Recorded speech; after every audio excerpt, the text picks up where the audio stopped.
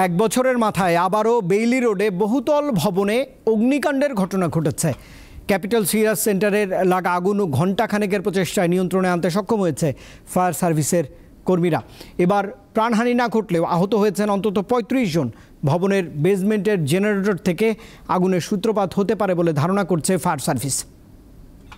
গত বছরের ২৯ ফেব্রুয়ারি বেইলি রোডের একটি ভবনে আগুন লাগে। সে ঘটনায় নিহত হয় ৪৬ জন। এর বছর খানেকের মাথায় আবারও আগুন। সোমবার সন্ধ্যায় ক্যাপিটাল সিরাজ সেন্টারে আগুন লাগে। খবর পেয়ে ঘটনাস্থলে পৌঁছে আগুন নিয়ন্ত্রণের কাজ শুরু করে ফায়ার সার্ভিসের ৩টি ইউনিট। আগুন ভবনে ছড়িয়ে পড়লে একে একে আরও ৬টি ইউনিট কাজে নামে। ভেতরে আটকা পড়ে বেশ কয়েকজন। চলে আগুন নেভানো ও উদ্ধার তৎপরতা। তাদের সহায়তা করে পুলিশ ও সেনাবাহিনী। ঘণ্টাখানেকের চেষ্টায় আগুন নিয়ন্ত্রণে আসে। আহত অবস্থায় উদ্ধার হয় ৩৫ জন। মার্কেটের বেসমেন্টের জেনারেটর থেকে আগুনের সূত্রপাত হতে পারে বলে ধারণা ফায়ার সার্ভিসের। আবারও বেইলি রোডের আগুনে জনমনে প্রশ্নের জন্ম দিয়েছে।